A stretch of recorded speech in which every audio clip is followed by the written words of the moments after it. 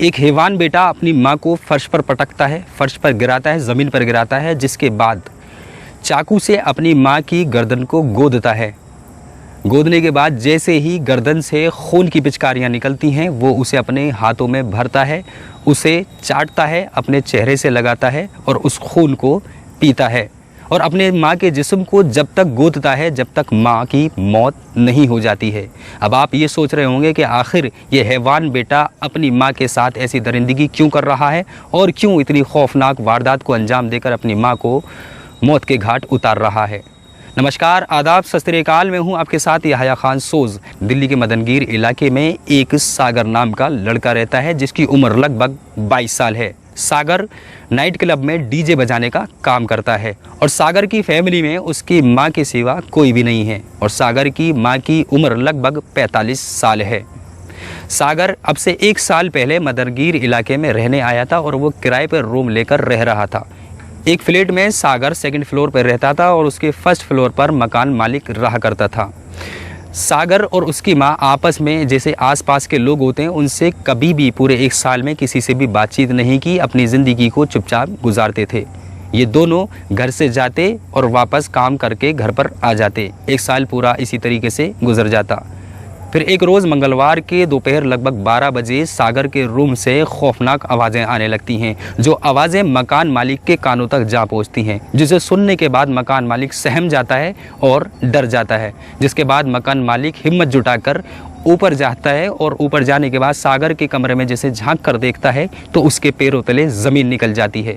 वो देखता है कि सागर के हाथों में एक चाकू है जिससे वो अपनी माँ के गले को गोद रहा है और पूरे जिस्म को गोद रहा है और उसके बाद उसके खून को अपने हाथों में भरकर पूरे जिस्म पर मल रहा है और अपने चेहरे पर मल रहा है और उसे पी रहा है। जिसके बाद ये सब देखने के बाद मकान मालिक की हालत ख़राब हो जाती है और फ़ौरन ही आनन फानन में वो पुलिस को सूचना दे देता है।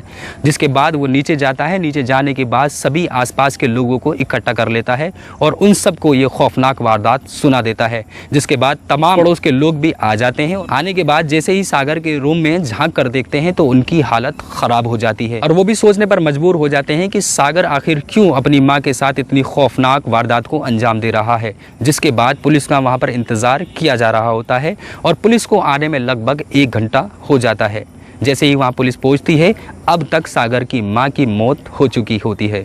जिसके बाद पुलिस इस मंज़र को देखने के बाद हक्का बक्का हो जाती है और फ़ौरन ही सागर को अपनी गिरफ्त में ले लेती है। अब तमाम जिन लोगों ने इस खौफनाक मंज़र को अपनी आँखों से देखा, अपनी आँखों से देखने के बाद सिर्फ वो यही सोच रहे थे कि आखिर सागर ने इतनी खौफनाक वारदात को अंजाम क्यों दिया है। जिसके बाद पुलिस सागर से पूछताछ करना शुरू कर देती है। सागर इस पर बोलता है कि कई रोज़ से मेरी माँ चुपचाप रह रही थी और मुझे इस बात का शक था कि मेरी माँ के ऊपर कोई शायद भूत या साया है, जिसको लेकर मैं बहुत ज़्यादा परेशान हो गया। जिसके बाद मैंने बहुत सी किताबों को पढ़ना शुरू कर दिया। फिर एक किताब में मैंने ये लिखा देखा है कि अगर कोई व्यक्ति अपनी माँ के खून को पिएगा और अपने चेहरे पर लगाएगा तो उसकी माँ स्वर्ग में जाएगी और साथ ही साथ उसका बेटा भी स्वर्ग में जाएगा।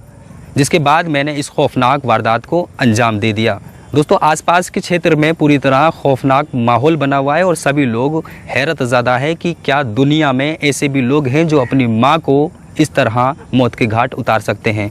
दोस्तों, अब आप हमें कमेंट सेक्शन में कमेंट करके बताइएगा कि इस दरिंदे बेटे को, इस हैवान बेटे को किस किस्म की सज़ा होनी चाहिए और आप इस बारे में क्या सोचते हैं, ये भी हमें कमेंट सेक्शन में कमेंट कर ज़रूर बताइएगा। और दोस्तों, इस कहानी को बताने का मकसद किसी का दिल दुखाना नहीं था, किसी को ठेस पहुंचाना नहीं था, बल्कि आप सभी लोगों को सचेत करना था। आप जहां भी रहें सुरक्षित रहें। इसी के साथ मैं याह्या खान सोज़ आपसे इजाज़त लेता हूं। मैं फिर से हाजिर रहूंगा किसी सच्ची घटना के साथ, किसी सच्ची कहानी के साथ। मैं उम्मीद करता हूं आप जहां भी रहेंगे सुरक्षित रहेंगे।